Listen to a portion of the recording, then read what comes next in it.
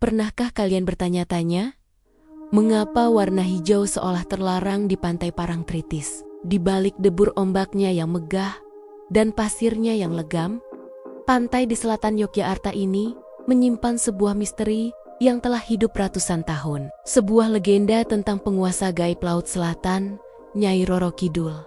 Hari ini, kita akan menyelami lautan mitos dan fakta yang mengelilingi sosok sang ratu dan istananya yang tak kasat mata. Apakah ini hanya cerita pengantar tidur? Atau ada kebenaran tersembunyi di baliknya? Mari kita ungkap bersama. Sosok Nyai Roro Kidul sering digambarkan sebagai wanita berparas jelita luar biasa. Mengenakan gaun hijau berkilau, bagai sisik naga.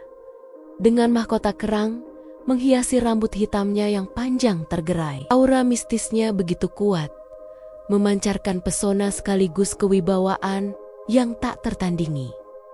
Namun, siapakah sebenarnya dia? Salah satu versi cerita yang paling populer mengisahkan bahwa ia adalah Putri Kandita, seorang putri dari kerajaan Pajajaran yang terusir dari istana karena penyakit kulit misterius akibat guna-guna ibu tirinya. Dalam keputusasaannya, sang putri berjalan ke selatan hingga tiba di sebuah pantai dengan ombak yang ganas. Sebuah bisikan gaib menyuruhnya untuk menceburkan diri ke dalam laut demi kesembuhan.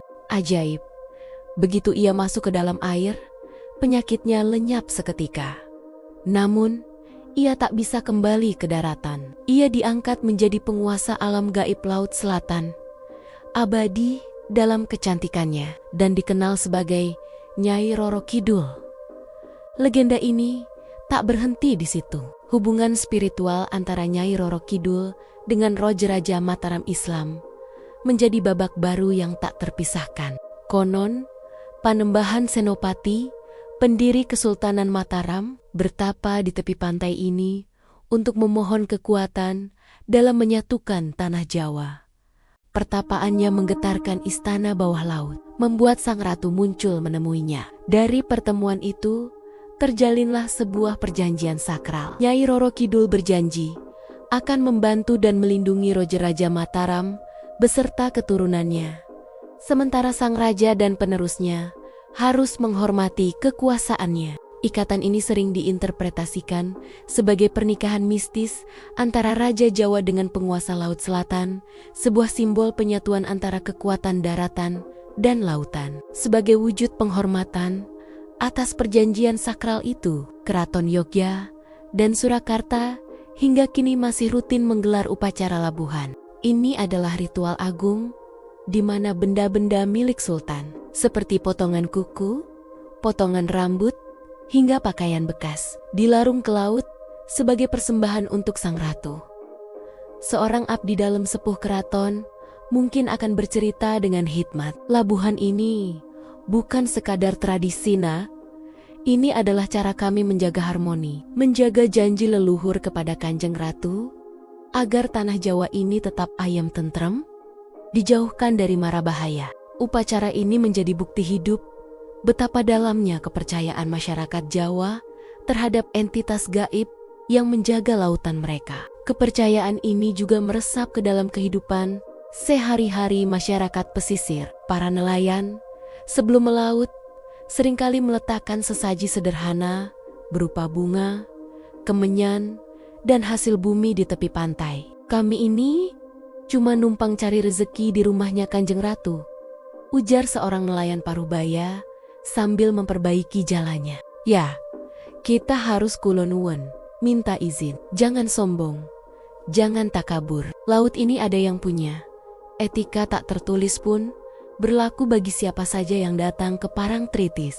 Selain larangan mengenakan pakaian berwarna hijau, pengunjung juga diimbau untuk tidak berkata kasar, tidak berbuat tak senonoh, dan selalu menjaga kesopanan. Konon, warna hijau adalah warna kebesaran sang ratu, dan mengenakannya dianggap sebagai bentuk arogansi atau menantang kekuasaannya. Mereka yang melanggar dipercaya bisa diambil atau terseret ombak sebagai tumbal atau pengikut baru di kerajaan gaibnya. Namun, mari kita sejenak bergeser dari dunia mitos ke ranah sains. Apakah ada penjelasan logis di balik misteri-misteri ini? Seorang sejarawan mungkin akan menjelaskan.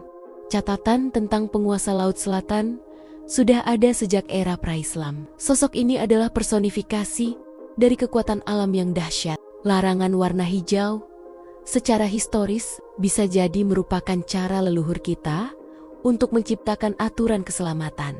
Secara ilmiah, pantai Parangtritis dan pantai selatan Jawa pada umumnya terkenal memiliki fenomena alam yang sangat berbahaya, yaitu arus balik atau rip current. Arus ini sangat kuat, bergerak dari pantai menuju ke laut lepas, dan tidak terlihat di permukaan. Seorang peselancar bule yang sudah berpengalaman mungkin akan berkata, "Man, this beach is tricky.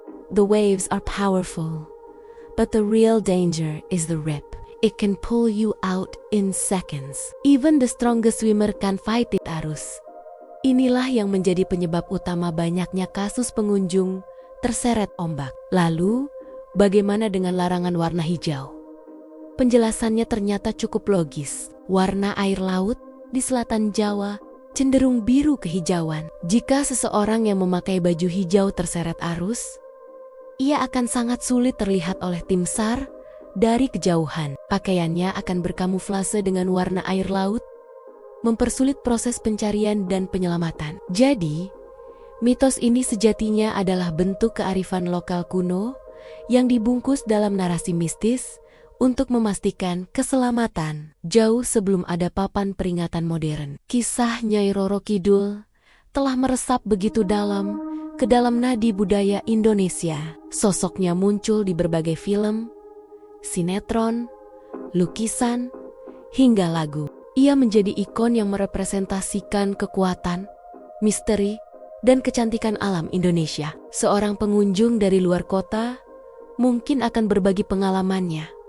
Awalnya, saya kira cuma cerita horor biasa, tapi setelah datang ke sini, merasakan langsung getaran ombaknya, melihat upacara adatnya, saya jadi sadar ini bukan sekadar mitos. Ini adalah identitas budaya yang kaya.